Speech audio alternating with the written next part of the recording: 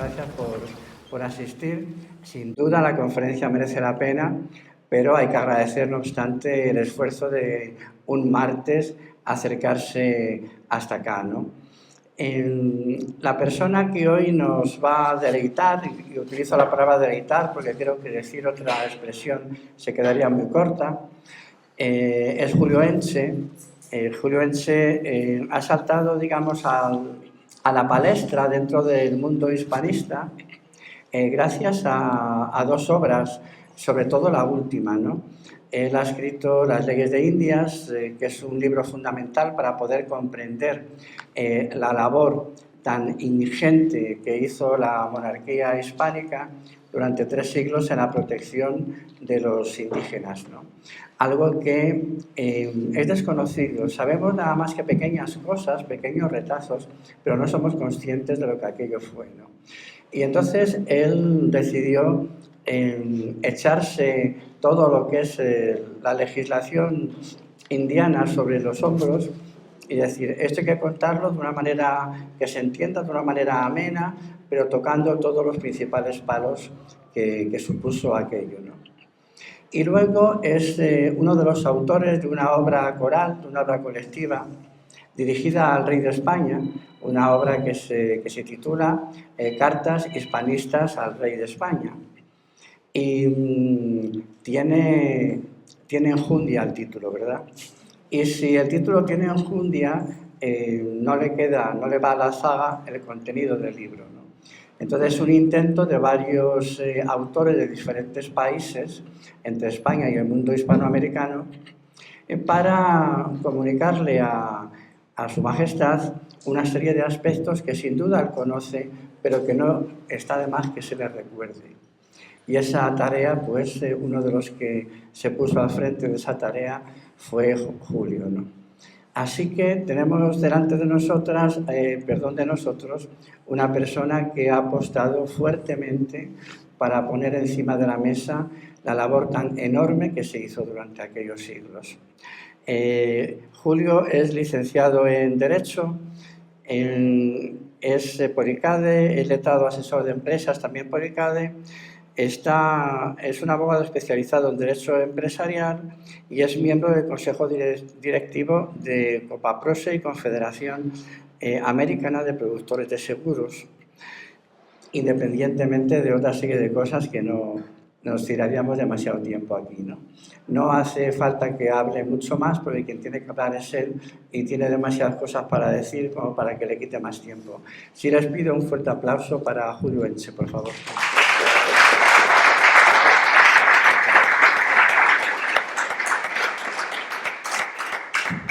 Bueno, muchas gracias, Marcelino, y no sé si se oye, ¿se oye? Sí, vale.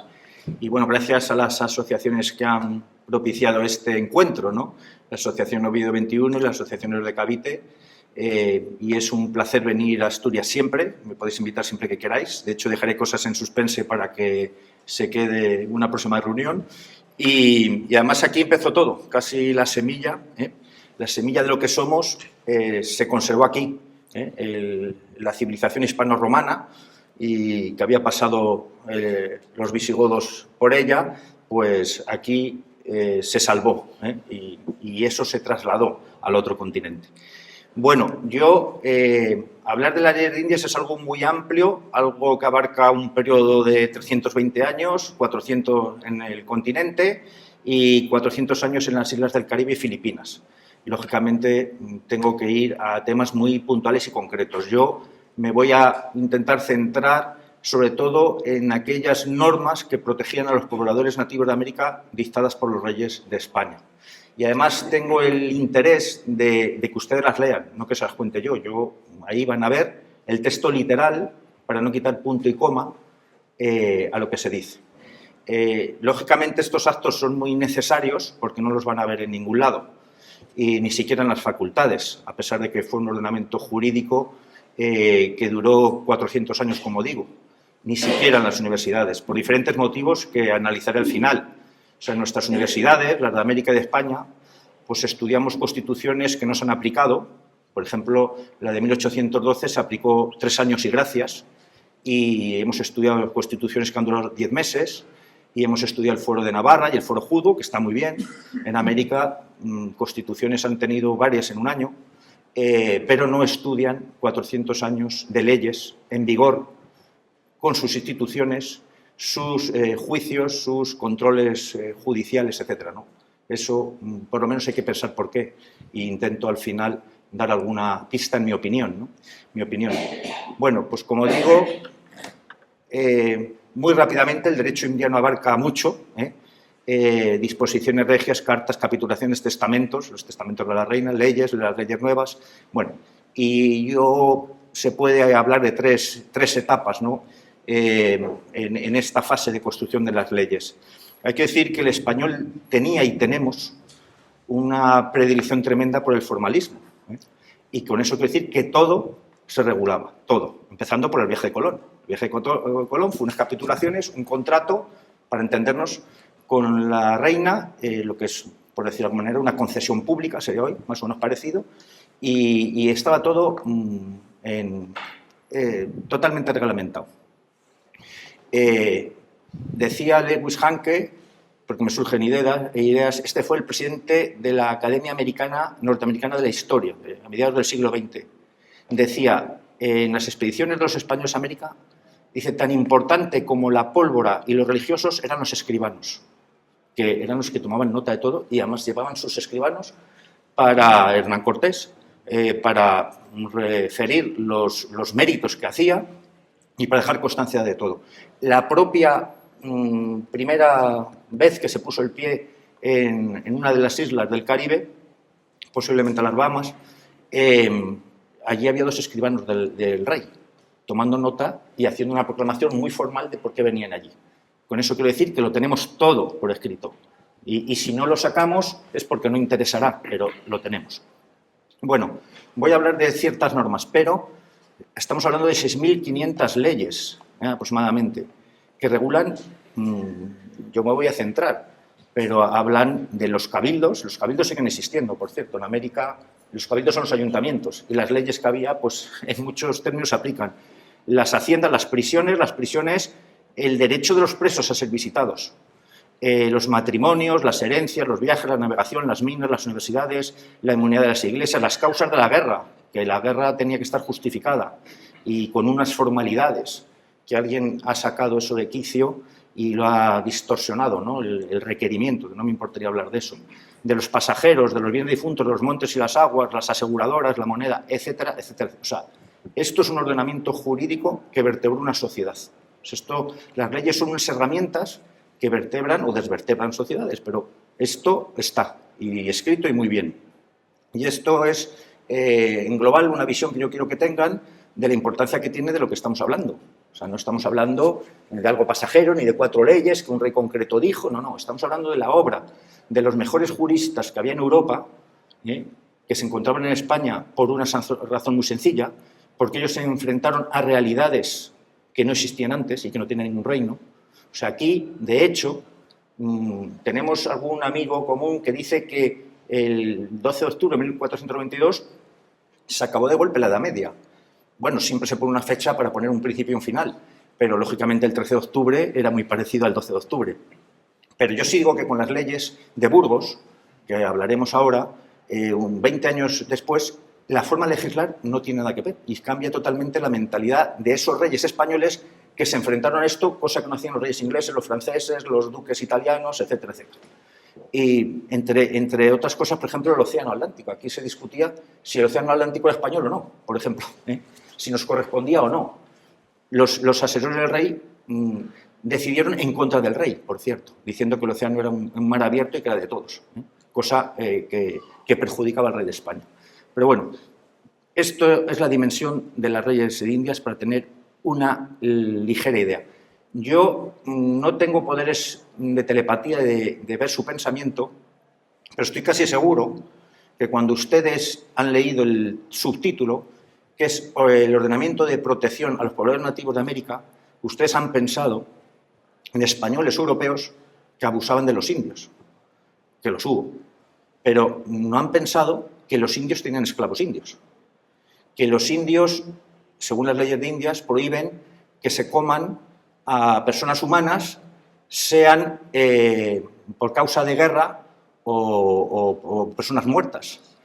Las leyes de Indias prohíben pagar deudas y tributos con las hijas y las mujeres.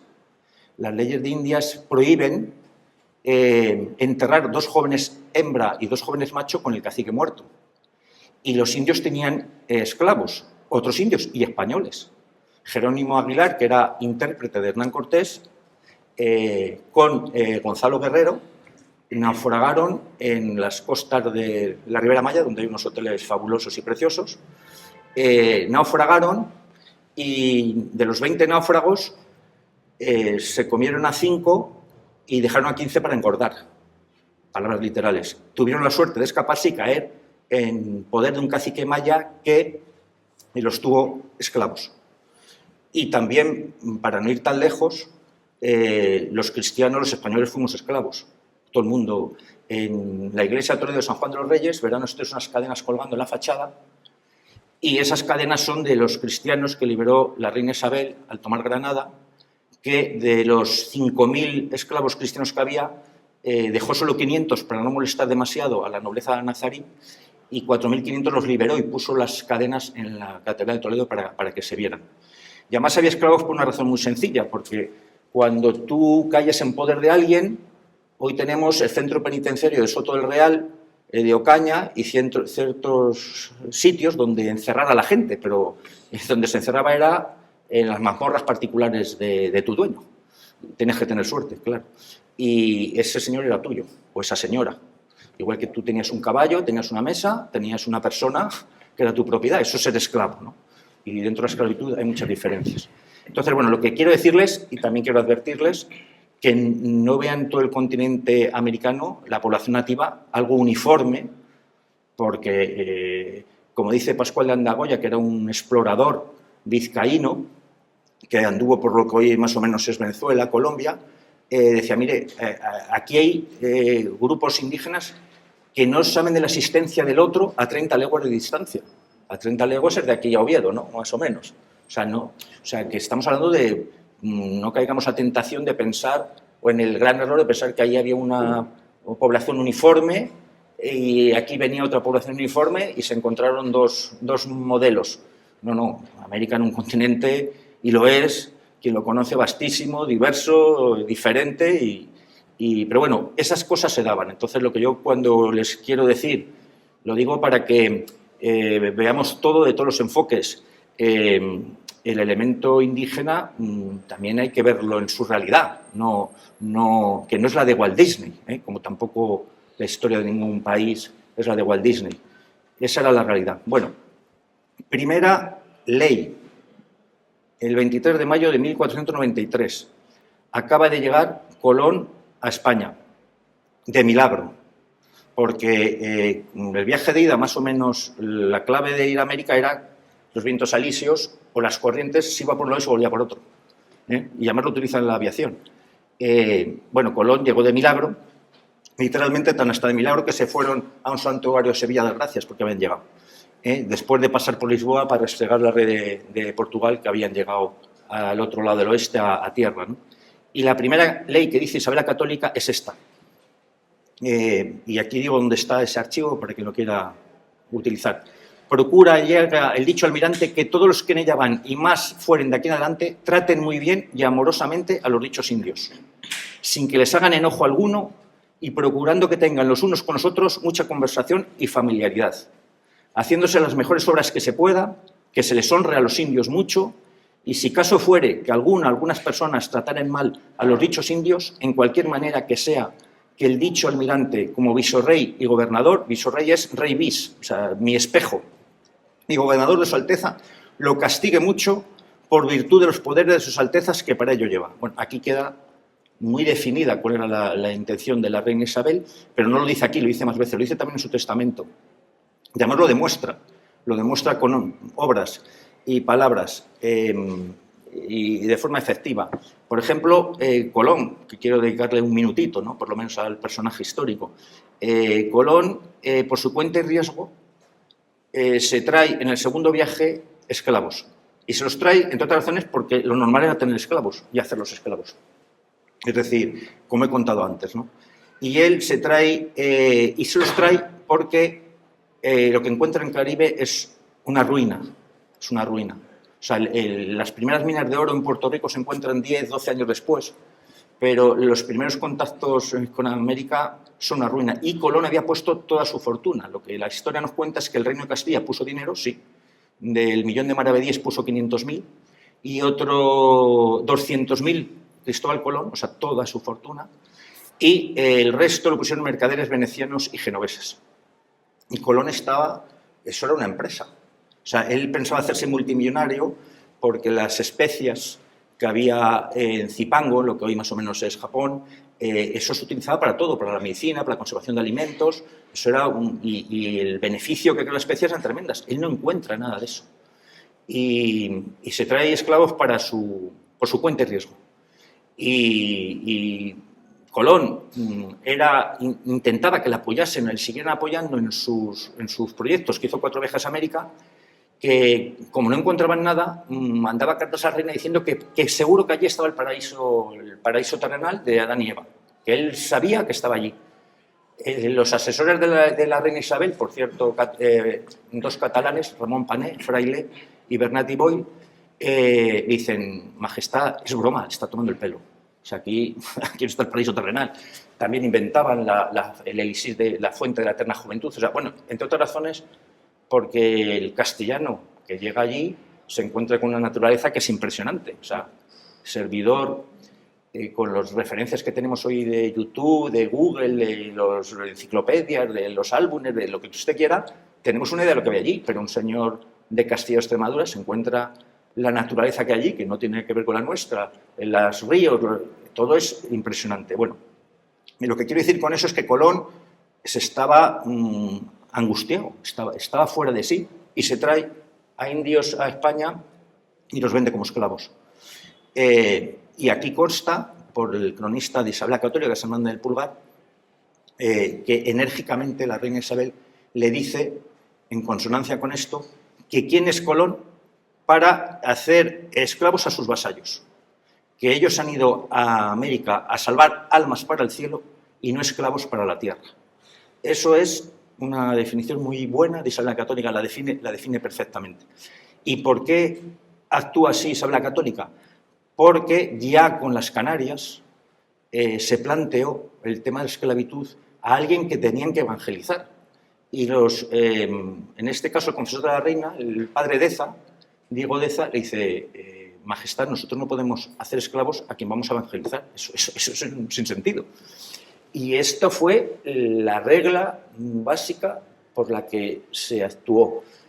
Y Isabel la Católica ordena pregones en todos los pueblos de España, en el sur de España sobre todo, donde se habían vendido esclavos, y los que sobrevivieron, entre otras razones porque los cambios, la navegación, o sea, el océano, los fríos, el clima, los mandó volver al Caribe. Esta es la intención de la reina, que es un personaje histórico que quiero volver al final. Por cierto, la reina Isabel cambió la historia de España, pero no solo la historia de España, cambió la historia de Europa y cambió la historia de la humanidad. Guste o no guste, los norteamericanos llegaron a la Luna, y nos guste o no nos guste, han llegado a la Luna. Porque encuentran y descubren un continente que no se conocía. En América les sienta muy mal a algunos que se diga descubrimiento, descubrir. Yo creo que no tiene nada ofensivo, porque descubrir en español es quitar cobertura a algo que está tapado. O sea, nosotros descubrimos el continente como ellos nos descubrieron a nosotros, pero no hay nada ofensivo en decir que descubrir es quitar cobertura a algo. Bueno, el personaje de Colón, como he dicho, creo que le tenemos que dar 2 minutos por lo menos de reflexión al personaje, porque es la diana. Es la diana. Vamos a ver, Colón cambió la historia de la humanidad. Es un navegante excepcional, él con intuición y observación, porque los medios tecnológicos que tenían las embarcaciones hace 500 años eran rudimentarios. Hoy no habría ningún marino experto que se atreviera a hacer el viaje que hizo Colón con esos medios, y él apostó y descubrió cómo era el mundo, o dio entrada a cómo era el mundo y el mundo cambió. Como digo, era un navegante excepcional, era un explorador también sobresaliente, porque él intuía, y de hecho estuvo navegando en uno del último viaje por lo que hoy es el Canal de Panamá, porque él intuía, él no quería estar en lo que había encontrado, quería seguir hacia Zipango y él intuía que por ahí podía haber un paso. Y luego fue un gobernador pésimo, que maltrató a los indios y a los españoles. Por cierto, que se rebelaron los españoles contra Colón, también hay que decirlo. Entonces, esa figura histórica yo creo que tiene una trascendencia evidente en la historia de la humanidad. Y los fechorías que hizo Colón, pues bueno, sí, esclavos. Los de los billetes del dólar, salvo Abraham Lincoln, todos tuvieron esclavos. Washington tuvo esclavos y allí le tienen en el billete del dólar. Benjamin Franklin tuvo esclavos. Jefferson tuvo esclavos y no solo tuvo esclavos, tuvo hijos con una esclava. Sally tuvo 6. Tuvo la deferencia de que a 4 de ellos, cuando cumplieron 18 años, les dio la libertad. Tuvo una gran deferencia, Jefferson, en su billete de dólar. Y, como digo, en fin, tiene una trascendencia evidente en la historia de su país y le ponen en el billete. Pero se juzga a ciertos personajes por ser quienes son de una manera, yo creo que desproporcionada e interesada, ¿no? Bueno, hemos hablado de la reina, hemos hablado de Colón brevemente, y ahora vamos a intentar entender un poco cómo era la mentalidad de la época, cómo eran las leyes y por qué. La ley primera, hemos hablado de la ley cronológicamente primera, fue la que he dicho anteriormente, pero en la recopilación de las leyes de Indias, que son 3 tomos, la primera de todas, y esto explica todo, explica la mentalidad de esos reyes y implica la mentalidad de esa sociedad. Y esto es de 1526, Carlos I. Dios nuestro Señor, por su infinita misericordia y bondad, ha servido darnos sin merecimiento nuestra grande parte en el señorío de este mundo y teniéndonos por más obligados que ningún otro príncipe del mundo, y para que todos universalmente gocen el admirable beneficio de la redención por la sangre. Bueno, ahí lo leen. Vamos a ver, si no entendemos que eran reyes católicos que tenían la convicción plena de que ellos iban a tener que dar cuentas a Dios y que ellos tenían que aplicar la justicia y que por pasiva y por activa se dice en Isabel la Católica en que busquen en América hombres temerosos de Dios, o sea, hombres que tengan un límite, que sepan que uno no puede pasarse de la raya, no vamos a entender nada de la época. Y es más, la exploración en América se autorizó por una bula papal de Alejandro VI. Las bulas papales se entendía en la Edad Media que las tierras de paganos, la competencia para conquistarlas eran de los papas, que delegaban en los reyes. Y las bulas alejandrinas, las bulas papales, son las que autorizan al rey de España a explorar y conquistar esas tierras. Y con esta condición de que evangelizasen. Y bueno, en definitiva sí que conviene que se tenga eso en cuenta, porque eso lo impregnaba todo. Bueno, 7 principios fundamentales de las leyes de Burgos. Aquí en las leyes de Burgos, porque además hay que contar todo y no nos va a dar tiempo, por supuesto, aquí se produce un hecho en la isla de la Española, en el Caribe. Por cierto, lo voy a decir, por ahí se difunde que España no ha existido, es un invento moderno, pero aquellos hombres cuando llegaron a la primera ciudad importante del Caribe la llamaron la Española y a México le llamaron Nueva España, o sea que algo tenía que existir, ¿no? Paréntesis aparte. Bueno, en la isla de la Española, en la misa de Adviento de 1510, una semana antes de la de Navidad, es una misa especial, prepara la Navidad, Fray Antón de Montesinos, que es elegido por los dominicos porque tenía una buena oratoria, en esa misa, donde por supuesto iba toda la población, pone a parir a los pobladores españoles, algunos que hay allí, por los abusos que están cometiendo. Y estos protestan, algunos protestan, dicen que no es así, que bueno, que ha habido agresiones, que ha habido ataques, bueno, y se van a los dominicos a protestar por ese sermón. Además les acusa de algo muy serio, que dice que van a ir al infierno, cosa que para una persona creyente y de la época era importante.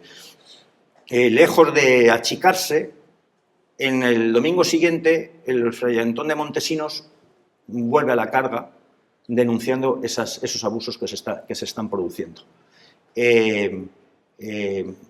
Los dominicos mandan, se produce una situación muy conflictiva, los dominicos mandan a los dominicos y algunos españoles dan dinero para que fray Antón de Montesinos venga a España a ver al rey Fernando el Católico, y accede al rey Fernando el Católico, y el rey Fernando el Católico dice que se reúnan teólogos y juristas y que digan o analicen lo que está pasando y las leyes que hay que hacer. Y aquí nacen, dicho por la Universidad de Oxford, el precedente de los derechos humanos. Porque, como he dicho antes, uno legislaba para una sociedad cristiana, porque era un rey cristiano, y los musulmanes para sus súbditos musulmanes. Pero aquí ya se plantean, oye, el mundo no es todo uniforme y tenemos que plantearnos cómo legislamos a estos seres que nos estamos encontrando. Seres que las leyes de Burgos dicen que son seres humanos y que todos por el hecho de nacer son libres y que todos por el hecho de nacer nacen con unos derechos naturales, cosa que hasta entonces no era así. De hecho, la esclavitud, según la filosofía aristotélica vigente en la Edad Media, por razón de guerra o naturaleza uno podía ser esclavo. Y algunos españoles decían y defendían que había tribus, los caribes concretamente, que los taínos les llamaban los comehombres, que eran animales que hablaban. O sea, decían, esto es que sí, todos, vale, los seres humanos tenemos derechos, pero es que estos son animales que hablan. Eso era lo que decían. En contra de esa opinión, aquí se dice que todos son derechos naturales al nacer.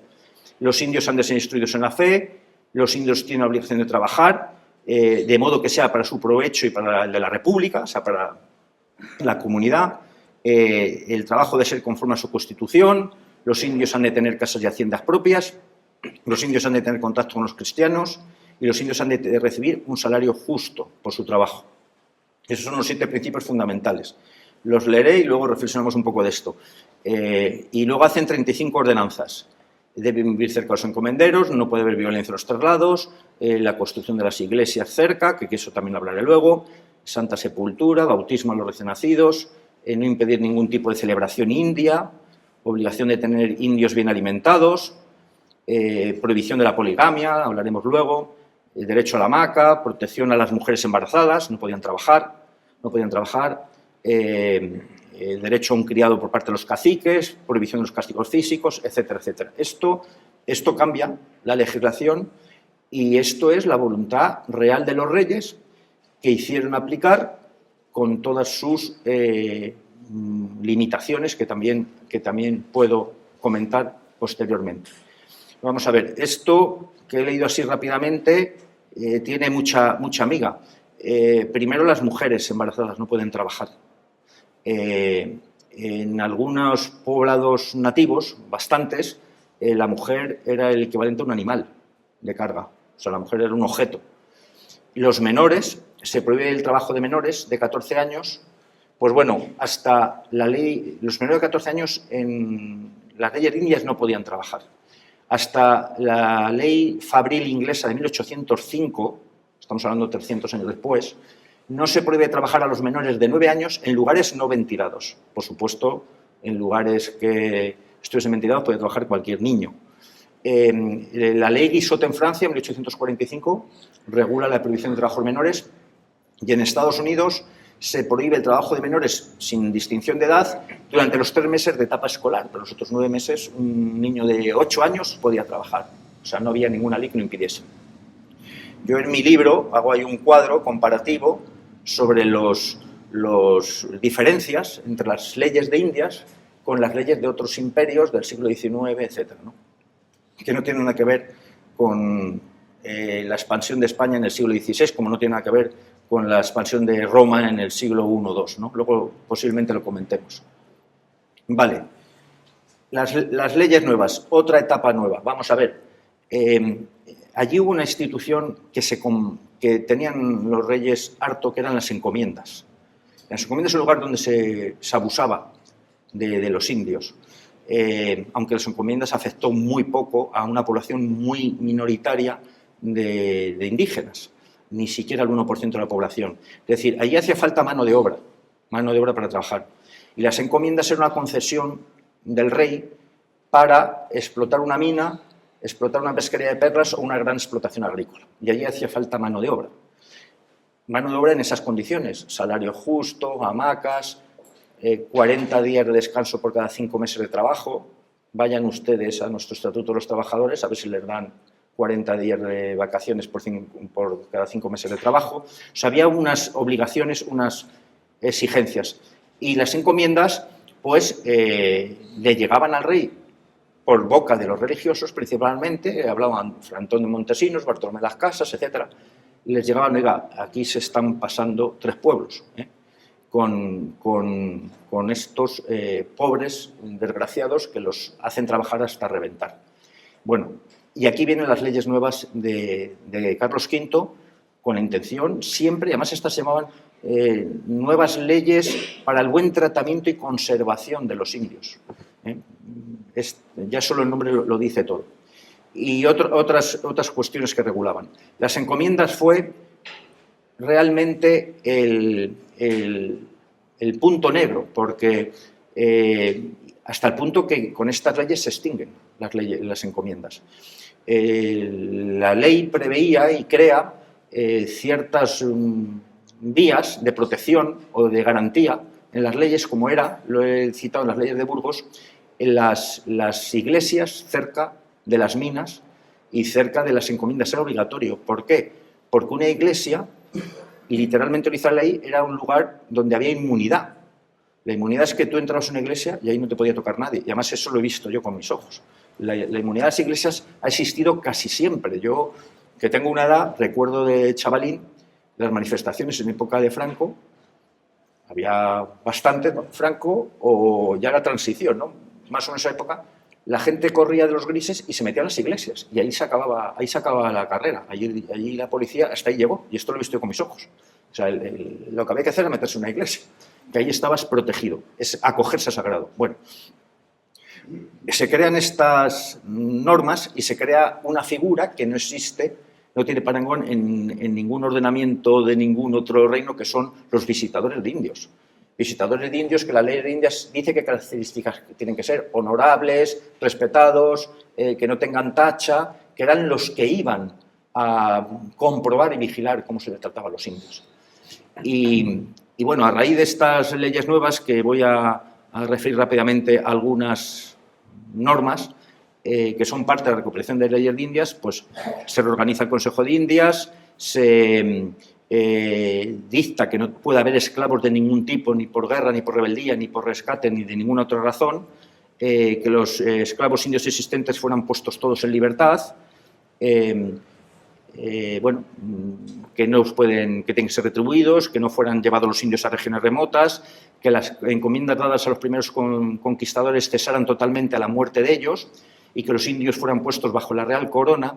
Y claro, aquí es donde se produce el gran conflicto, porque los encomenderos dicen, vamos a ver, imaginemos que uno tiene una correduría de seguros, uno tiene un despacho de abogados, uno tiene un comercio, y dicen, usted tiene el comercio, pero cuando usted se muera, este negocio ya no lo tienen sus hijos, esto ya lo pierde. Se pusieron en pie de guerra ilustres nobles españoles, Gonzalo Pizarro, Francisco Girón y Francisco Sánchez, en pie de guerra contra las leyes nuevas de Carlos V. Y Carlos V, gracias a la ayuda de los pobladores indígenas que lo ayudaron, derrotaron a estos rebeldes y les ejecutaron por no acatar las leyes de Indias. Esto lo dejo dicho porque luego hablaremos sobre la eficacia de las leyes de Indias. Las encomiendas, que es también algo que merece mucho tiempo, hay que decir la verdadera relevancia que tenían esas instituciones o esa forma de explotación que no la aceptó ni al 1% de la población. En Lima, en el año 1570, había 5.000 españoles registrados y había 20 familias de encomenderos, 20, que calculemos unas 100 personas.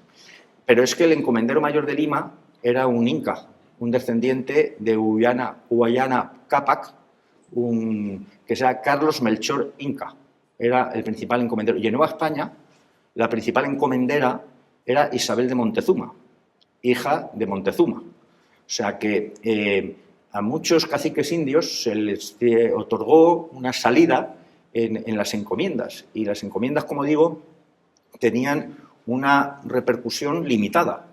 La gran mayoría, la inmensa mayoría de los pobladores nativos de América no les afectó la llegada de europeos porque siguieron haciendo su vida prácticamente igual. Y muchos, por razones que veremos luego, muchos pues se integraron. Y no solo se integraron, ya eso creo que no hace falta decirlo aquí, es que lucharon con los españoles contra otros pueblos dominantes que les tenían sometidos. Por ejemplo, los totonacas. Hernán Cortés va entrando y buscando llegar a Tenochtitlán, la capital de los mexicas, y Bernal Díaz del Castillo, que es un cronista que estuvo con Cortés y que en México no se le lee, pero que merecería mucho la pena que lo leyeran para conocer su historia, ellos dicen que los totonacas recibieron gustosamente a los españoles, que se pusieron de parte de los españoles en cuanto los vieron, porque estaban cansados de pagar tributos de sangre a los mexicas. Los chacaltecas, que fue una fuerza importante, decisiva, en Bernal Díaz del Castillo lo cuenta todo con mucha precisión, mucho detalle, muchos datos. Cuenta que los chacaltecas, después de estar peleando con los españoles y Hernán Cortés a punto de abandonar la empresa, los chacaltecas, Maese Escasi y Xicotenga el Viejo, quieren llegar a un acuerdo con los españoles, les propone un acuerdo porque dice que si los españoles son teules, eran semidioses, que les conviene tener hijos, sus mujeres, con los españoles, porque si son, como pensaban, semidioses, les conviene unirse a los españoles. Y además dice, ¿y qué diferencia con los presos que cogen los españoles, que los sueltan y vienen hablando muy bien de los españoles, mientras que los mexicas, cuando cogen a algunos de estos jóvenes, nunca más se les vuelve a ver? Vamos a ver, Hernán Cortés no tenía un pelo de tonto, podía ser lo que quisieran, pero lo que estaban haciendo, intentando ganarse aliados, es, oiga, al preso vamos a tratarle bien y mandarle de vuelta para que diga que queremos ser sus aliados. Y también dice en ese episodio, Bernal Díaz del Castillo, el capítulo 76, que los chacaltecas les ofrecen a los españoles 4 mujeres porque no saben el gusto de los españoles en sacrificarlas, que se las entregan a Hernán Cortés, que contesta a Xicotenga el Viejo que esto ofende a su rey y a su Dios y que no se pueden sacrificar mujeres. En fin, quiero contar estas cosas que vienen a colación porque conviene tener una visión real, ¿no? Y no ficticia de lo que allí había. Bueno, matrimonios y mestizaje. Otra gran diferencia de las leyes de Indias con otras leyes del siglo XIX y XX, ¿no?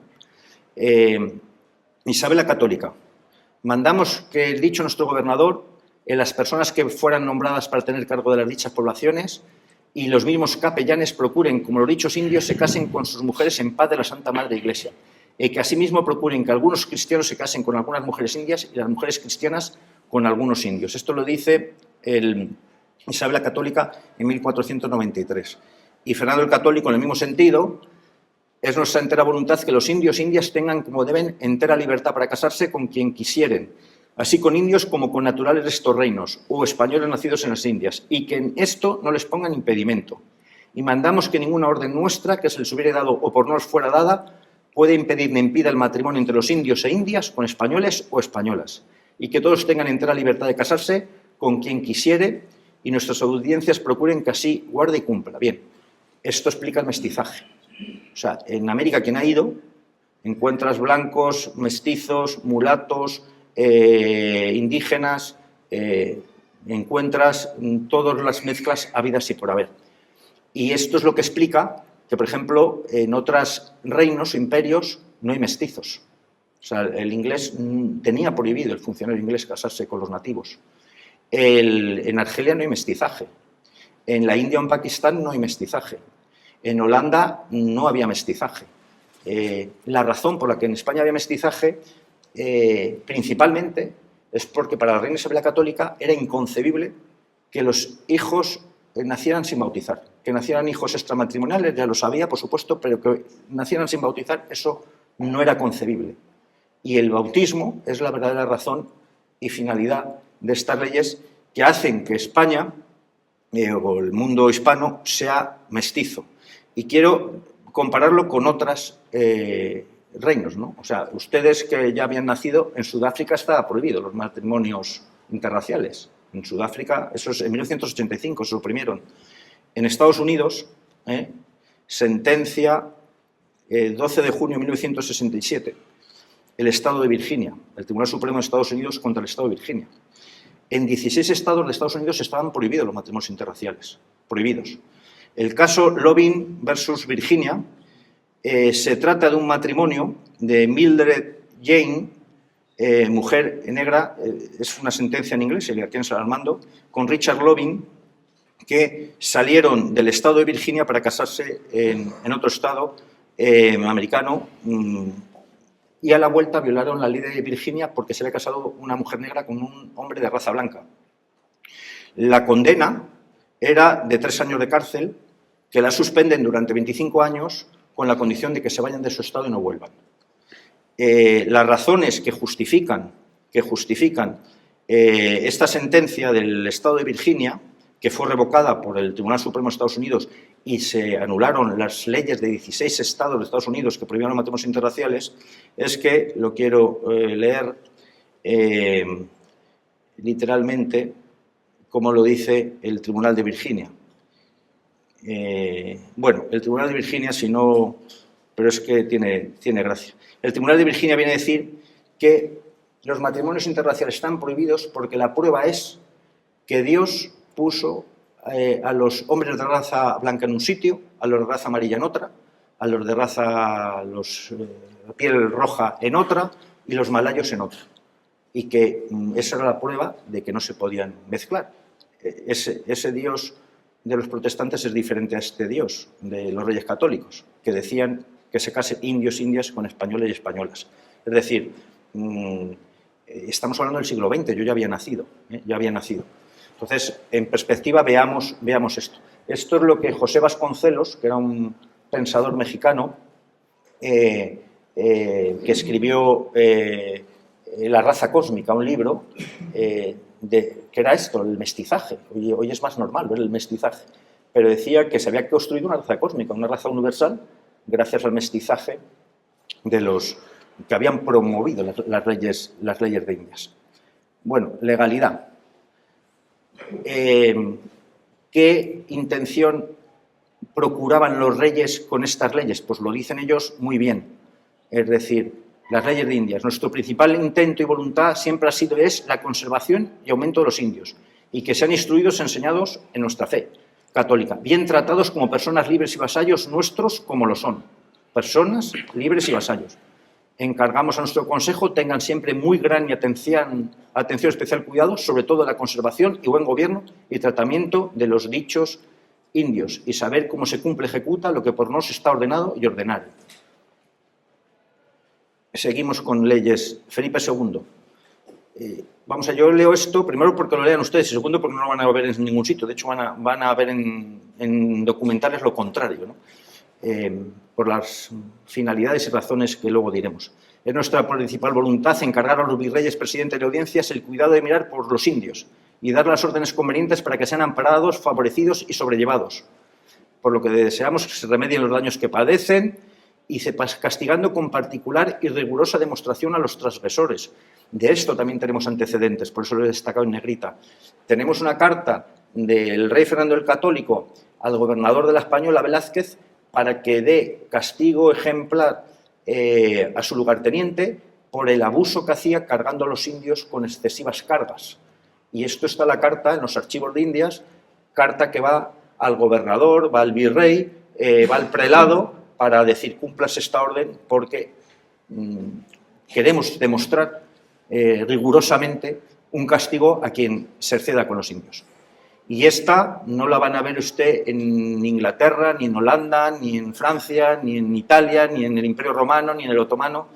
Felipe VI, dada en Madrid, 19 de diciembre, ordenamos y mandamos que sean castigados con mayor rigor los españoles que injuriaren, u ofendieren o maltrataren a indios, que si los mismos delitos se cometiesen contra españoles y los declaramos por delitos públicos, es decir, que los tienen que perseguir las propias autoridades.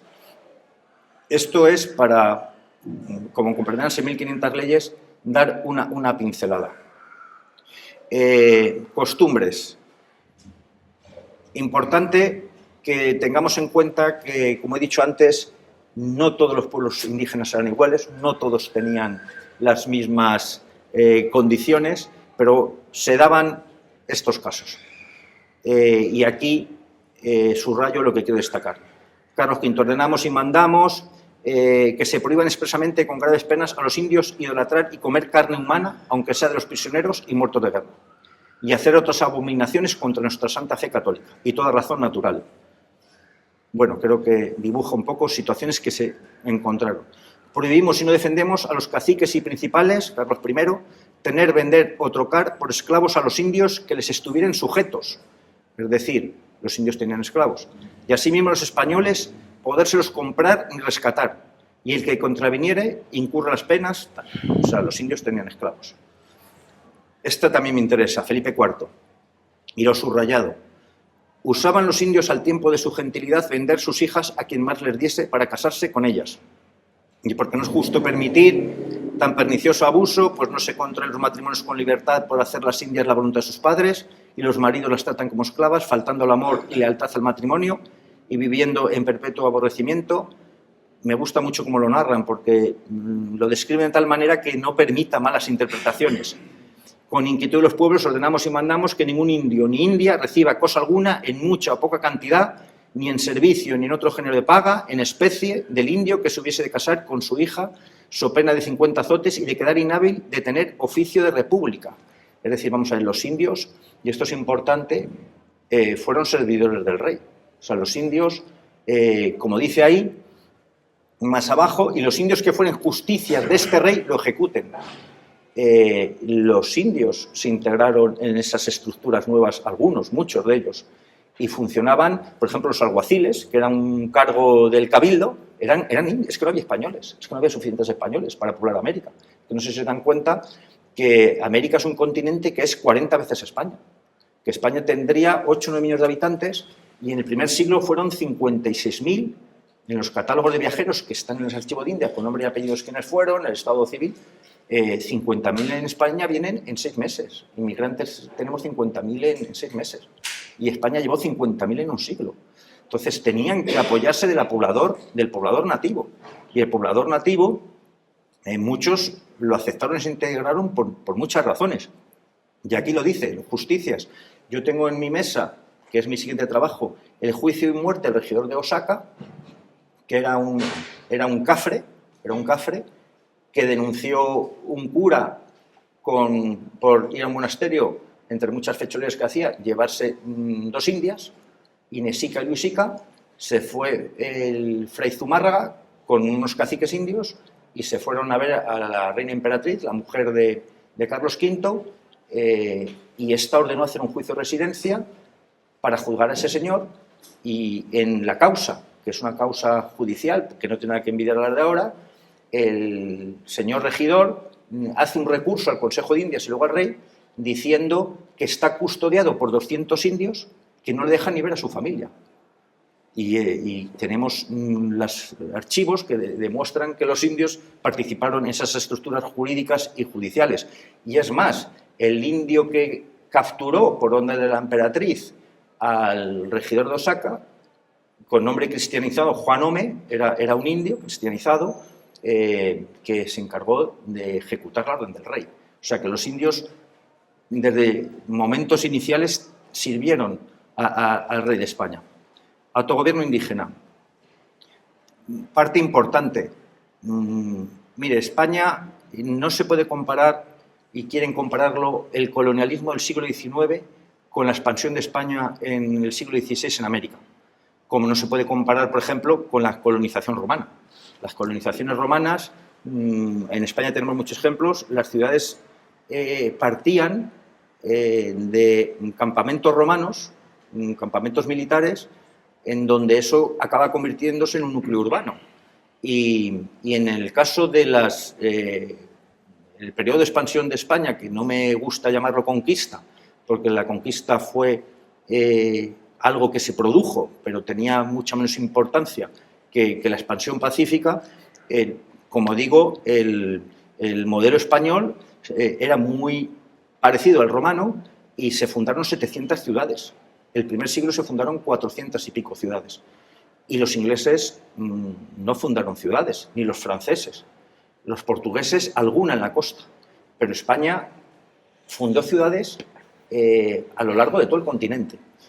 Y las ciudades eran un núcleo, eso lo explica muy bien un buen historiador que está aquí en España, ecuatoriano, Paco Núñez del Arco.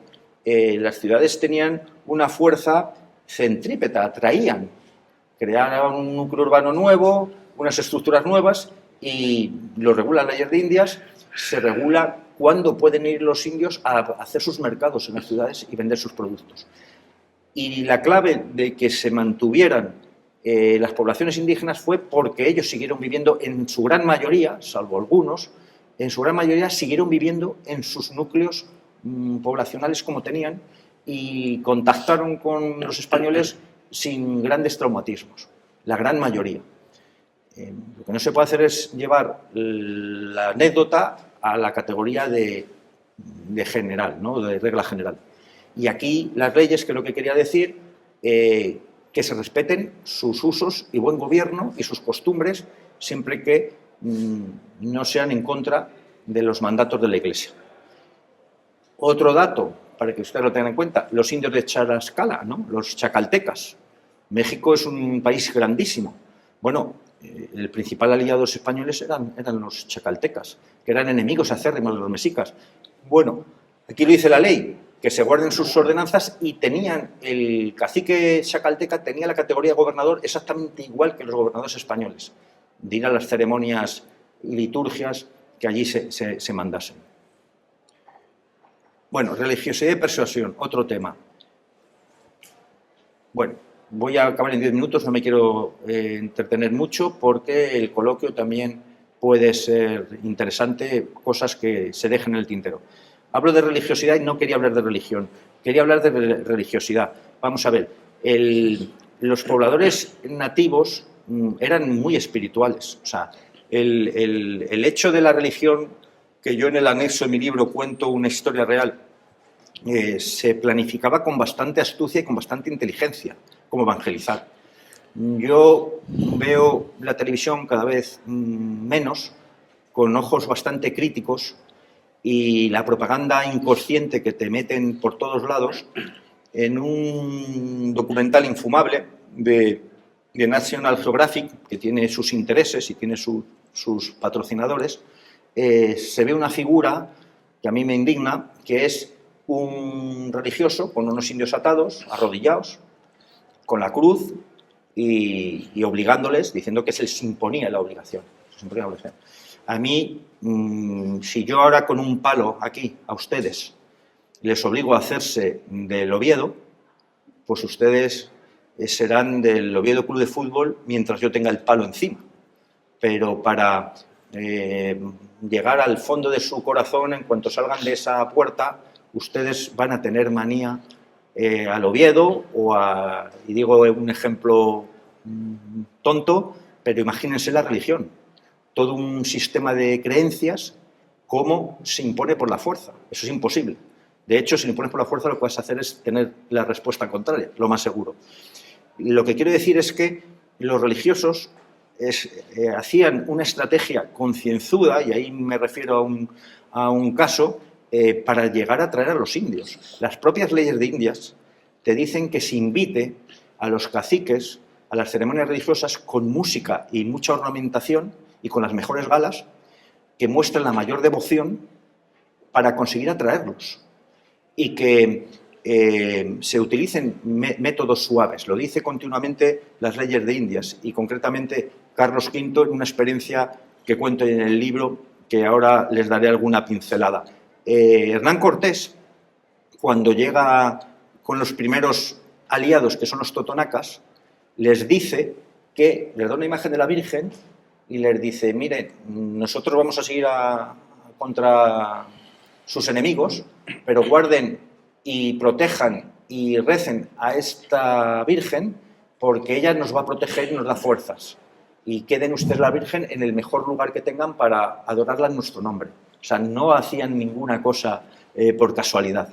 Eso es un ejemplo. Y el caso de Tuzla y Bartolomé de las Casas, que vamos a hablar un poquito de este personaje, Bartolomé de las Casas, que es una de las bases de la leyenda negra, Bartolomé de las Casas es un personaje con buenas intenciones, pero él mismo dice que él no tiene escrúpulos en exagerar o llegar a sus fines como sea. Bartolomé de las Casas pretendía una concesión, un monopolio para las órdenes religiosas de evangelizar por métodos suaves y no entrase nadie en aquellas tierras que no fuese autorizado o consentido por ellos. Allí había unas disputas y eso propició que se le concediera una concesión para evangelización por métodos suaves o pacíficos en las islas, en las tierras de Tuzla, o tierras de guerra, que le llamamos españoles, pues para que entrasen solo dominicos. Cuento cómo lo hicieron de bien, la historia acabó muy mal, pero lo que quiero decir es que Bartolomé de las Casas cuenta en su breve relación de la destrucción de las Indias cosas totalmente exageradas. No con la intención de dar datos ciertos, sino con la intención de impresionar y de convencer al rey. Por ejemplo, él dice que 300 lanceros españoles, todos son así, mataron 800.000 indios. Creo que tocan cada uno a 5.000 indios o 4.500. O sea, matar 4.000 personas con lanzas y espadas es bastante complicado. No pretendía ser riguroso, pretendía decirle, oye, esto nos lo tenéis que dejar a nosotros. Contra Bartolomé de las Casas hay otro personaje mucho más importante, que es Fray Toribio de Benavente, Motolinía, que es un franciscano descalzo que los indios le pusieron el nombre de pobreza. Motolinía en náhuatl es pobreza. Ellos le pusieron el nombre porque vivía como un pobre. Y manda una carta a Carlos V en defensa de Hernán Cortés y dice que cómo hacen caso a persona tan injuriosa y tan mentirosa como es Bartolomé de las Casas, que es la persona que cuando hay un problema es el primero que sale de allí y que es un embaucador. O sea, él viene a decir que no sabe cómo le están haciendo caso a ese hombre. Y Bartolomé de las Casas sí tiene la intención de proteger a los indios, pero él lo reconoce, que él no se va a andar con edulcorar las cosas, sino que él va a hacer lo que haga falta y con tal de conseguir sus objetivos es capaz de hacer y contar lo que haga falta. Bueno, por eso quería hablar de religiosidad y además es importante que tengan en cuenta lo que quería decir, que los pobladores nativos eran bastante espirituales y no les costaba tanto cambiar de Dios. De hecho, el éxito de la religión católica es que ellos, desde tiempos inmemoriales, utilizaban los lugares sagrados paganos para hacer iglesias. Donde iban, allí ponían las fiestas paganas, las convierten en fiestas católicas. Eso lo han hecho y lo han hecho muy bien. Y bueno, como digo, hay toda una estrategia que está en el anexo del libro y si no, la próxima vez en Gijón se lo cuento. La guerra. Quería contar solo esto en este capítulo. Establecemos y mandamos que no se pueda hacer ni se haga guerra a los indios de ninguna provincia para recibir la Santa Fe Católica o nos den la obediencia ni para ningún otro efecto. Esto es la realidad. Esto es lo que dice la ley y esto fue como fue. ¿Por qué? Y además esto es la lógica. ¿Por qué el rey Carlos I dijo que no se podía hacer guerra o convertir a nadie por la fuerza? Lo decía la Escuela de Salamanca y lo dijo Francisco Vitoria, que por cierto, Francisco Vitoria, la Escuela de Salamanca, hacía todos los años, a final de año, una lección magistral, la Relectio, y una magistral sobre los indios. La única vez que fue el rey a una de esas lecciones magistrales, Carlos I fue a esa lección sobre los indios, que él quería saber y conocer en justicia cómo había que legislar. Bueno, la razón era que en España fue un fracaso la conversión obligada o forzada de judíos y musulmanes. La conversión forzada, en cierta medida, porque se les dijo, o os convertís o os vais, con garantías, pero os convertís en cristianos o os vais. Eso creó un grave problema que fueron los falsos conversos, que crearon graves problemas sociales entre la comunidad cristiana y judíos o musulmanes que aparentaban una cosa y tenían sus ritos en otra. Y eso les habría creado grandísimos problemas, de manera que en las Indias no quisieron cometer ese error. Y Francisco de Vitoria, en sus lecciones, decía que no se puede convertir a nadie por la fuerza, porque trae efectos totalmente adversos y contraproducentes. Bueno, la inmunidad de las iglesias es lo que he contado antes y vamos terminando, o vamos al coloquio. Ustedes dirán, ha habido muchas leyes y muy bien intencionadas. ¿Y cómo se aplicaban las leyes? Esa es la intención del libro. Yo el libro lo que cuento es cómo se aplicaban las leyes y los casos concretos, ¿no? Mire, los reyes del pasado, nuestros antepasados, serán antiguos pero no eran tontos. O sea, no tenían un pelo de tontos. Conocían sus reinos, conocían sus vasallos y conocían la naturaleza humana, a lo mejor mejor que nosotros. Todos los servidores del rey, todos sin excepción, tenían al finalizar su servicio un juicio de residencia. Hernán Cortés, los virreyes, Alonso y Pedro de Heredia, el regidor de Oaxaca, que murió en la cárcel, Alonso y Pedro de Heredia, los conquistadores de lo que hoy es Colombia, estuvieron en la cárcel, se les quitaron todos los bienes. Colón vino encadenado, Colón en el tercer viaje vino encadenado por orden de la reina, y es que el juicio de residencia, y se llama de residencia porque una persona en cualquier lugar que denunciaba a un servidor del rey se tenía que quedar en esa residencia hasta que acabara el juicio. Inicialmente era en esa residencia, luego ya eso se flexibilizó, pero tenían que dar cuenta del cumplimiento de las leyes de Indias y del trato a los indios y de la liquidación del quinto real. Yo aquí cito muchos casos, pero cito 10 o 12 y además con detalles. Los más significativos, los virreyes, Hernán Cortés, el regidor de Oaxaca, los que he mencionado, ¿no? Colón. Pero ustedes imaginan en nuestros días que aquí cualquier servidor político público se le someta a un juicio de residencia por la denuncia de que vengo yo de Madrid y digo, no, es que el alcalde de Gijón, este señor, compra en efectivo coches que me han dicho con dinero negro. ¿Ustedes imaginan que eso existiera hoy en día? Esto sería inconstitucional, esto es una barbaridad jurídica. Bueno, los juicios de residencia se hacían, están en los archivos de Indias, están las causas, en mi mesa una contra el regidor de Oaxaca que es así, y será mi próximo libro, y ese era un sistema de control que normalmente acababa en multas, en sanciones económicas, normalmente, excepcionalmente en la muerte, como pasó hasta el regidor de Oaxaca, o para algunos del primer viaje de Colón, y esto era un control muy efectivo, porque el servidor del rey, la condena era normalmente económica, a veces privativa de libertad, y declarado ser deservido el rey. Ser deservido el rey es que no volvías a hacer ningún servicio al rey y se te acababa tu carrera pública para toda la vida. Instituciones, audiencias, bueno, la estructura que se montó, lo que quiero contar es que no bastan las leyes, se montaron estructuras jurídicas muy serias y potentes como las audiencias, los gobernadores, los cabildos tenían funciones, muchas de ellas formadas por indígenas en parte, funciones judiciales, policiales. Se creó la figura del protector de indios. El protector de indios lo dejo para un comentario que hace luego un historiador norteamericano esta figura. Y hubo ejecuciones.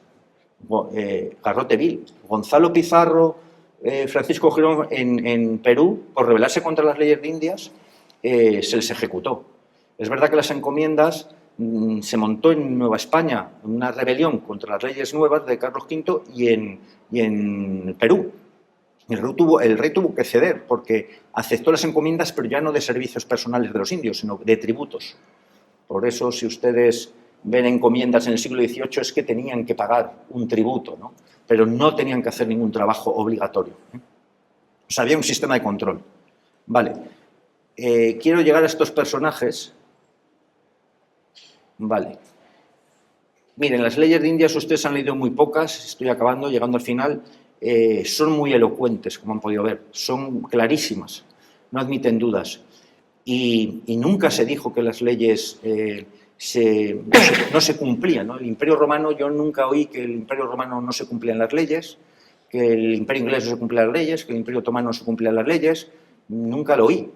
Sin embargo, en las leyes de Indias nunca se dijo cosa parecida. Pero en el siglo XX se están produciendo unos cambios sociales y políticos de cierta importancia.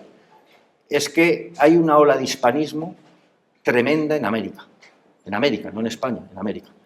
El Día de la Hispanidad lo creó un argentino, Hipólito Yrigoyen, que es el señor que está en el centro, que fue presidente de Argentina, Hipólito Yrigoyen.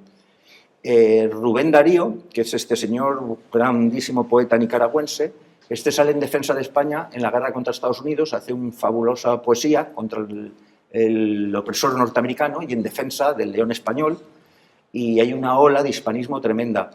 Este señor de aquí, muy importante, uruguayo, es un pensador marxista, que escribió una obra que se llama Ariel, que es un defensor de la hispanidad acérrimo, y este señor del bigote mexicano, muy influyente, primera mitad del siglo XX, José Vasconcelos, escribió la obra La raza cósmica, defendió el mestizaje que habían hecho las leyes españolas, y este señor, lo decía él, no lo digo yo, decía que España antes de Colón no destruyó nada en América porque no había nada que conservar en América antes de 1492. Eso lo decía este señor.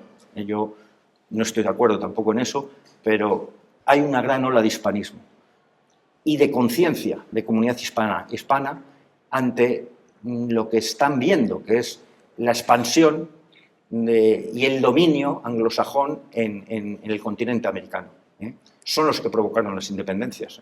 Se hubiesen independizado igual, los países de América se hubiesen independizado exactamente igual, pero fueron los que provocaron o alentaron las independencias. Bueno, estos personajes, estoy hablando de varios países de Hispanoamérica, dicen eso.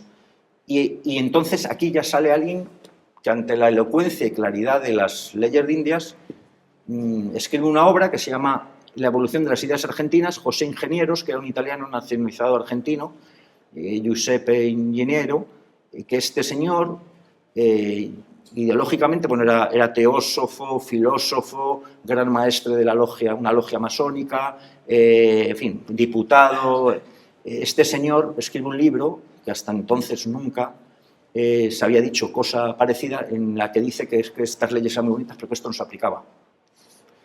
320 años de leyes, juristas, teólogos, pensadores, reyes, Consejo de Indias, tal, haciendo el tonto, haciendo normas que no se cumplen. ¿Qué comunidad puede vivir sin leyes que se aplican? Bueno, este señor difundió eso, en parte porque, y lo dice su obra, decía menos frailes y más moral. O sea, él es un enemigo acérrimo de la Iglesia Católica y es un enemigo de lo que es la obra de España en América y, además, un adversario político del señor que presentó antes, Hipólito Yrigoyen, que creó el Día de la Hispanidad. O sea, que detrás había una intencionalidad ideológica, política, para acabar con esto.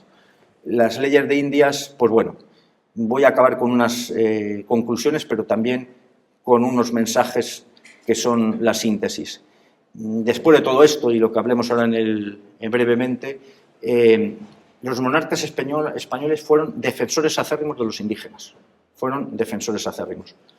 La legislación de Indias no tiene parangón en el derecho comparado del siglo XVI-XVIII. No existe nada igual. En Inglaterra no existen leyes parecidas a las que les he contado, ni Francia, ni Portugal, ni Holanda. O sea, entre otras razones, porque lo que decía antes, el colonialismo del siglo XIX es una cosa que no vamos a hablar ahora, que es un modo de expansión, sobre todo mercantil, de explotación en la revolución industrial, en la que esos países necesitan unos recursos minerales y naturales a toda costa y tienen otra filosofía, ¿no? Diferente a la que hemos visto antes, que era sobre todo la fe, el bautismo, la religión y luego sí, y luego aparte los beneficios que pudieran venir de América. La falsedad del genocidio. Bueno, esto del genocidio, yo tengo una anécdota en el Café Gijón de Madrid, que además lo hice adrede, ¿no? Había el Café Gijón, hay un espacio ahí como para tertulias y por allí había gente y yo lo que les empecé, además había público que no era el que venía a ver, y lo hice adrede. Dije, voy a ver cómo reacciona la gente oyendo esto. Yo le dije, mire, España lo que hizo en América es lo contrario, un genocidio. Genocidio, en técnica jurídica y académica, es la persecución de alguien por razón de credo, raza o religión. La persecución. Lo que yo les he leído es lo contrario. Las leyes que les acabo de leer y es proteger al nativo. Yo cuando decía eso, para que ver con la reacción, había gente del público que se levantaba y se iba. Les eché de la cafetería Gijón de Madrid. Y además casi lo hice con intención. Dije, bueno, pues porque ya hay una conciencia muy arraigada, totalmente perversa y distorsionada, en la que España, por supuesto que hubo excesos, abusos, pero aquí hubo una lucha tremenda entre los propios españoles por mantener estas leyes y por defender esa legalidad que he contado. Los estereotipos son muy potentes. A nosotros nos adoctrinan con estereotipos tremendos, ¿no? El que he contado antes de los indios atados con la cruz y tal, películas todas las que ustedes quieran, sin darse cuenta. Los estereotipos son muy difíciles de destruir. El esquema del cuento infantil es el bueno, bueno, bueno y el malo, malo, malo. Y eso es muy difícil quitarlo. Y cuanto menos juicio crítico, menos cultura, más fácil es que arraigue un estereotipo. Y contra España hay muchos estereotipos. Hablaremos de eso. Y la deshispanización y la descristianización. Eso es el objetivo de la leyenda negra que existe.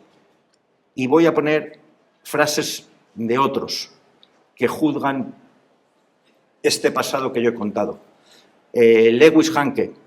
Lewis Hanke, antes de leer esto, Lewis Hanke hablando de la aplicación de las leyes, García Gallo, que es un gran catedrático de Historia del Derecho, que hemos estudiado famosísimo, como hemos estudiado muchísimos estudiantes de Derecho, decía que eso de que las leyes de Indias no se cumplían, que eso no consta, que eso ¿quién lo ha dicho, no? Y Lewis Hanke decía, en una fabulosa obra, decía, hay quien se atreviera a desobedecer al rey de España. O sea, ¿quién ha dicho que no se cumplían las leyes? Es decir, ojo quien se atreviera a desobedecerla, ¿no? Bueno, Lewis Hanke, hablando de esa figura que protegía a los indios, la figura del protector de indios que implantó España en América no existió ni en las colonias inglesas ni en las francesas. Las reivindicaciones de defensa a los indios en las tierras dominadas por estas naciones eran insignificantes y siempre desoídas. Acuérdense, Bartolomé Las Casas, Fray Antón de Montesinos, lo que hemos hablado, ¿no?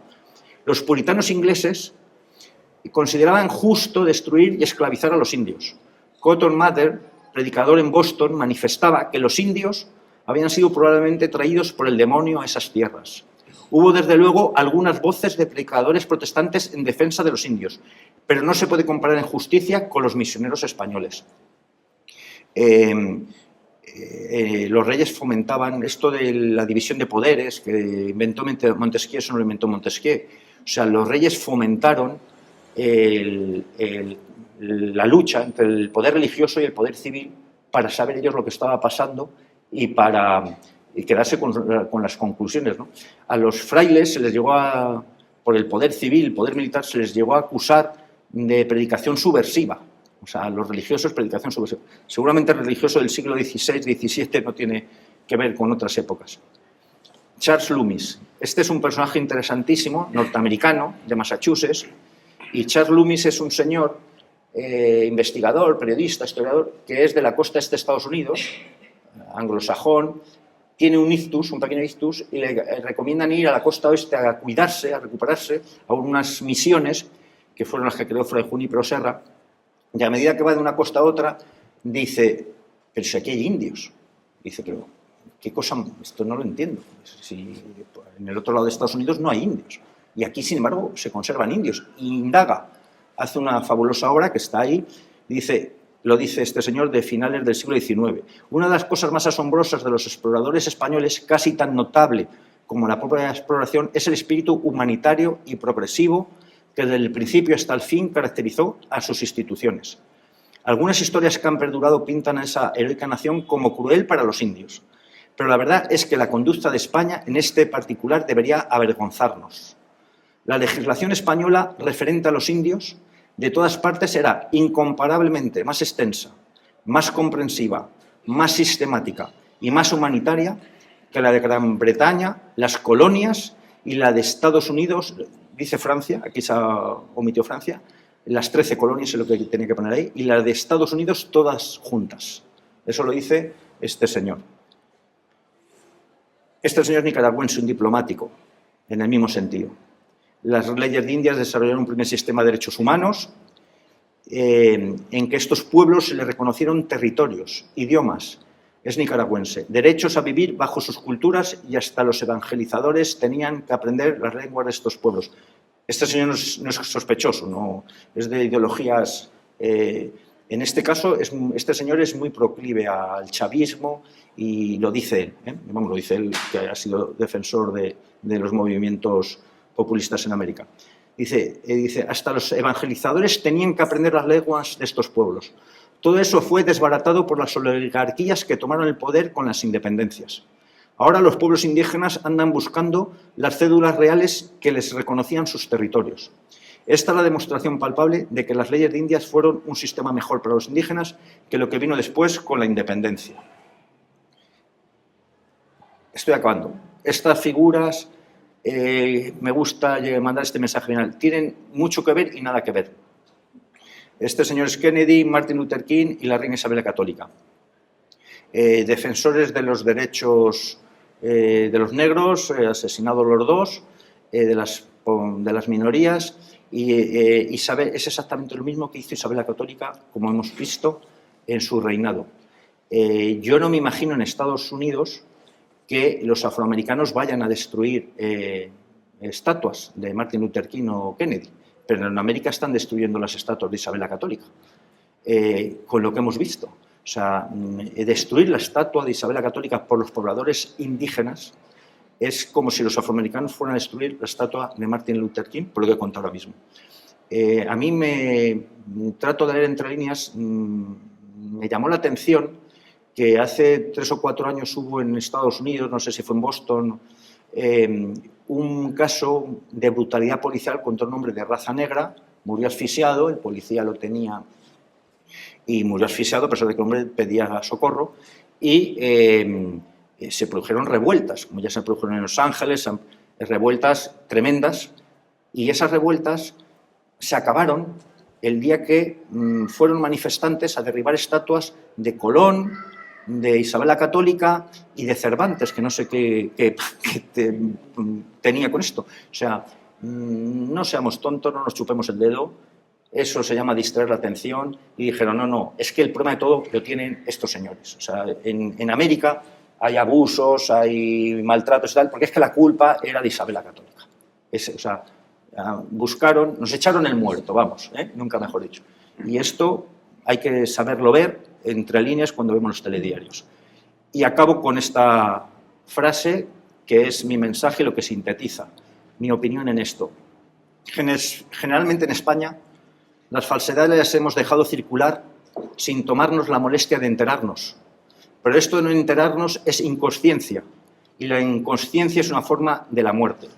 La característica de la consciencia es la inquietud, la vigilancia constante, la perenne disposición a la defensa.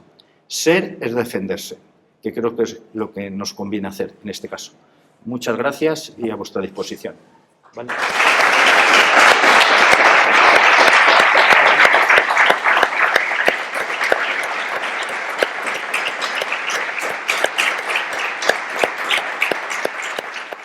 Totalmente controlado, no iba cualquiera a América. Las leyes, hay muchas disposiciones sobre los viajes y transportes, e incluso se regula otra mentira que se dice sobre la expansión de España en América. Muchos iban con sus mujeres e hijos, pero es que además la ley les obligaba, a mediados del siglo XVI, creaban tal problema los que se iban a América que dejaban mujeres aquí olvidadas, y a lo mejor se buscaban otras allí, que les obligaban en el plazo de 1 año y 2 a los virreyes y a las autoridades a llevar a las mujeres allí. Incluso regulaban, hasta tal punto las leyes de India regulaban el paso de familiares, que eso es otra conferencia. El viaje en el océano era terrible. O sea, navegar hasta allí y sobrevivir un viaje en mar, en barcos de madera, las aguas, los temporales, los alimentos. que se encontraban con situaciones de familias que llegaban con la mitad de los miembros, porque había muerto la madre, el marido, y entonces, ¿qué hacer? Con eso quiero responder. Se regulaba hasta eso. ¿Qué hacer con los que se habían quedado allí con la familia a medias, ¿no? Entonces, había un control exhaustivo para ir allí. Y de América a España vinieron también, hay constancia, caciques, criados indígenas, pero con mucha menos volumen o cantidad que los que fueron de España para allá. Vamos a ver, el mundo cambió, entre otras razones, totalmente. O sea, y eso es, justo o no, Colón, Isabel la Católica, y esos señores cambiaron el mundo. Vamos a ver, lo que quiero decir con eso es que, en primer lugar, la concepción del ser humano en sí mismo.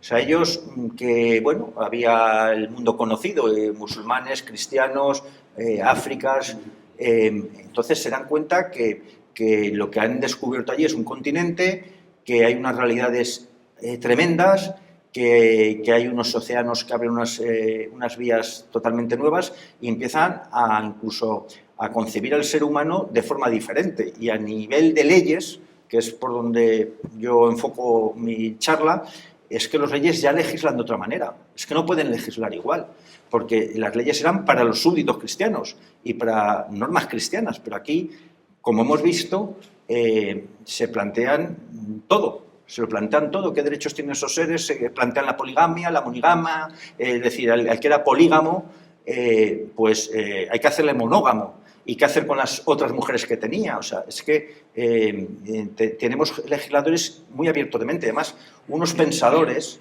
siglo XVI y XVII, escuela de la Salamanca, que tenían una influencia de Europa total y brutal.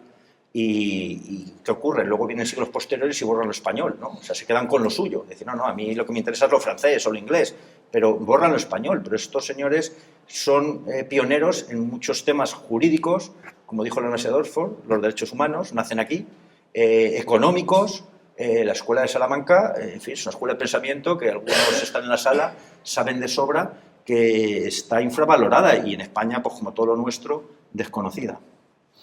Primero, ¿cómo está percibido el mestizaje? Es oportuna pregunta. El siglo XIX, las nuevas naciones, que es donde los indígenas sufren las consecuencias de la independencia, se pusieron de parte del rey de España, los pobladores nativos, con razón, por lo que voy a contar ahora.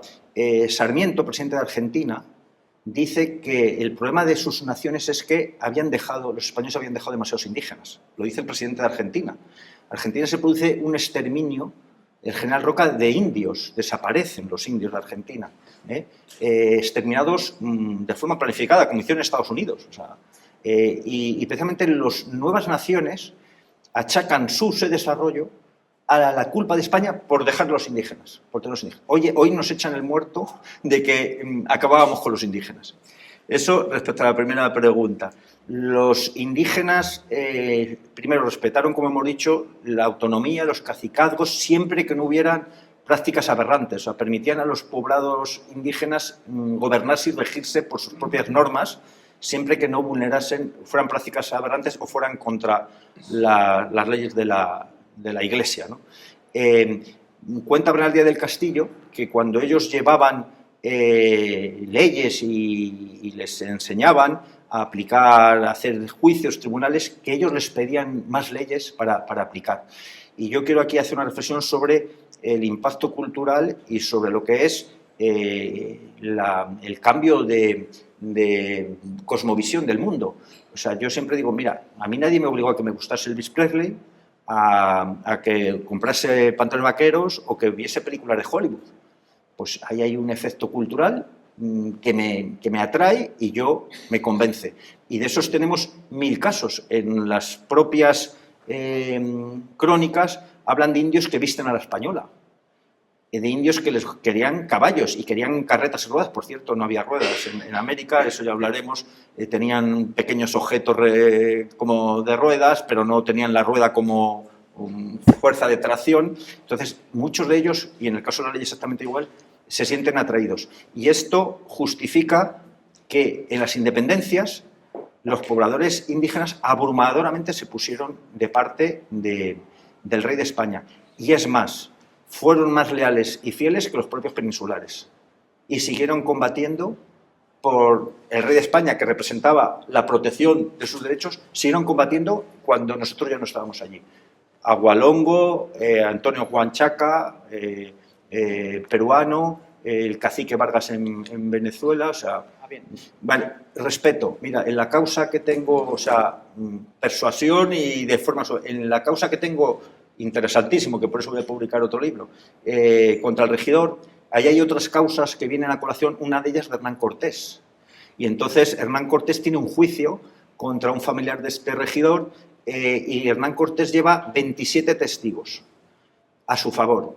27 testigos, eran 25 indígenas. 5 convertidos juran por la fe y 19 juran por sus costumbres y por su religión. O sea, Hernán Cortés se lleva a su favor unos indios que están de su parte jurando por sus creencias y por sus costumbres. Vamos a ver, tontos no eran. O sea, es lo que he contado antes del palo, ¿no? El ejemplo que he puesto con el Sporting del Oviedo, que me ha venido a la mente.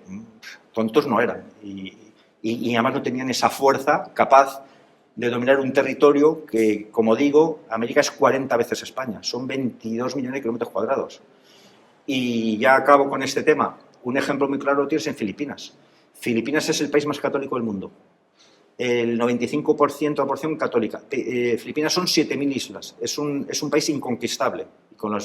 En España solo tuvo una guarnición en Manila y en Mindanao. Y es el país más católico del mundo. Y por algo harían bien. O sea, yo no digo, algo hicieron bien. Y desde luego no fue por la fuerza. Vamos a ver, el tema de los esclavos fue gracias a Bartolomé de las Casas, que fue el que sugirió que el indígena no podía trabajar y que había que traer de África, que estaban muy tranquilos, fuerza del trabajo para América.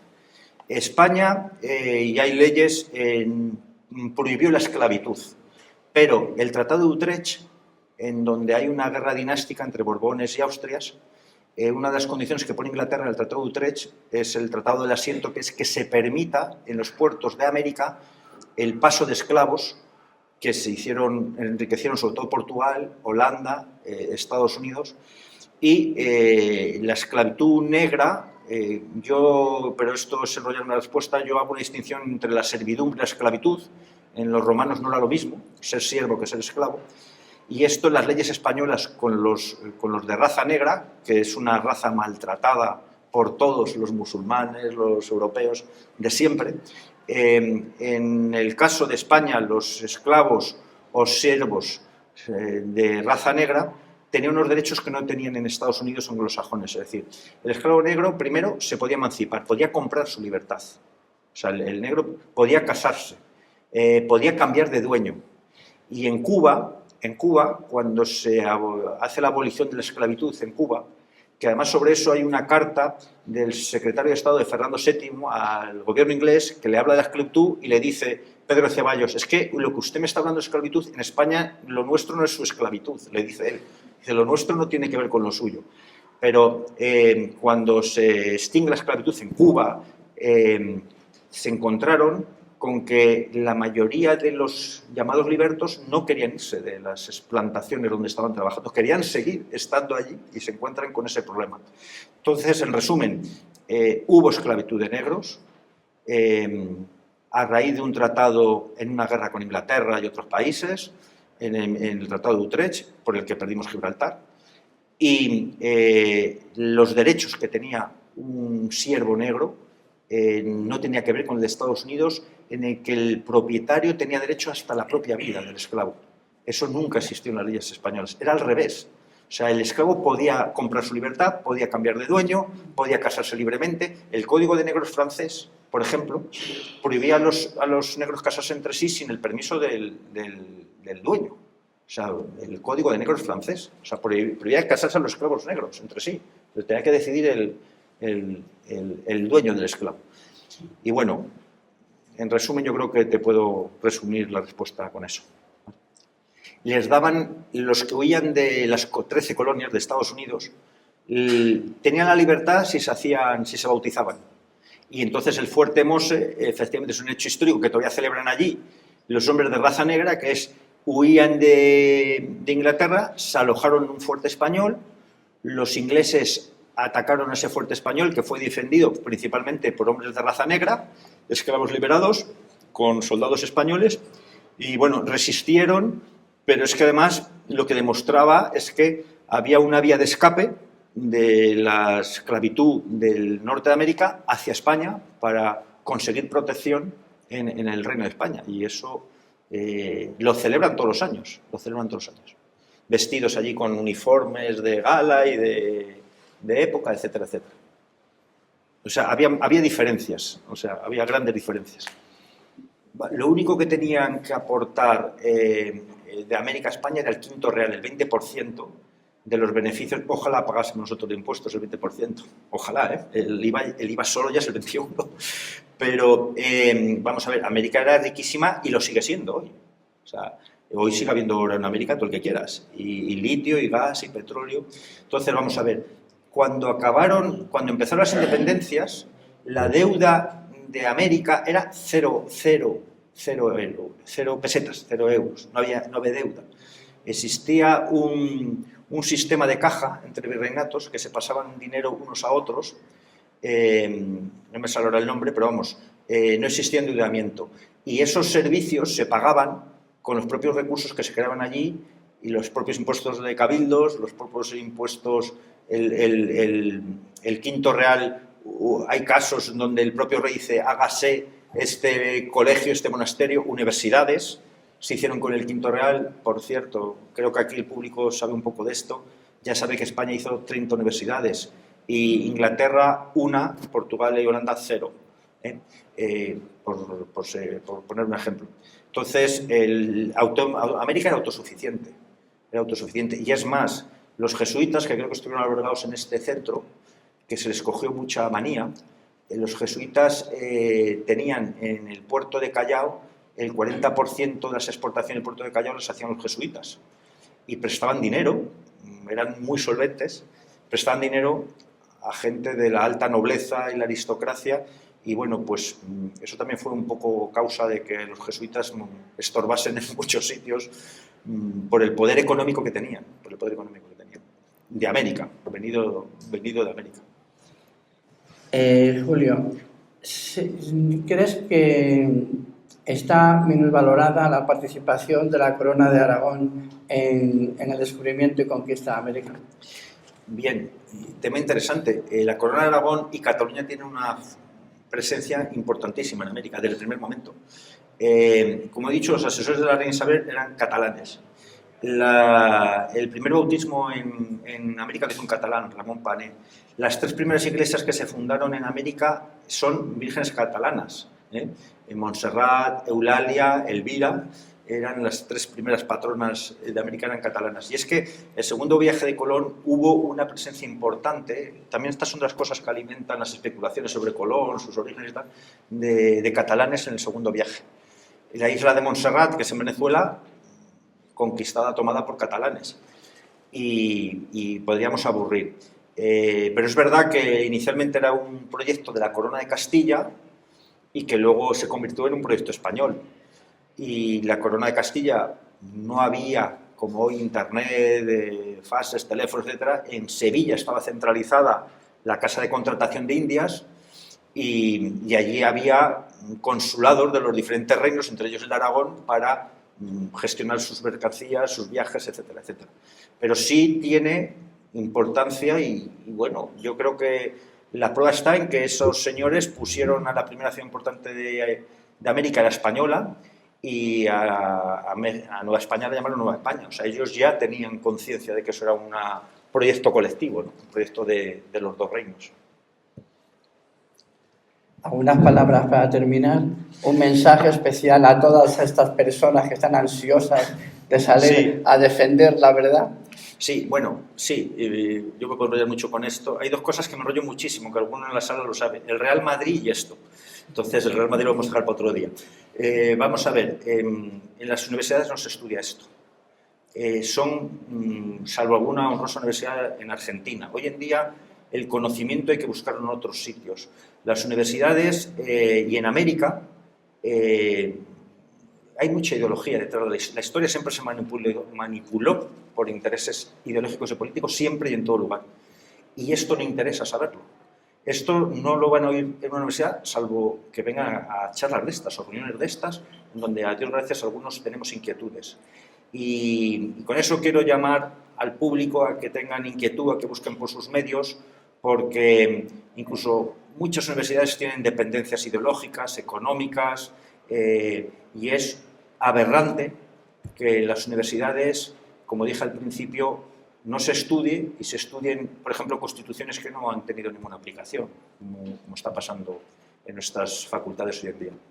Pregúntense por qué, y detrás siempre hay un interés geoestratégico, político, ideológico para ocultar la historia real. No interesa que haya juicio crítico, ni que se sepa de historia, ni de filosofía, ni de literatura. Cuanto más vayamos en el carril, el que sea, mejor. Pero esto abre el juicio crítico, la forma de pensar, te haces preguntas, como con la filosofía, la literatura. Y yo tengo esa opinión también. Pues muchísimas gracias, Julio, ha sido un placer. Un fuerte Gracias a aplauso. vosotros.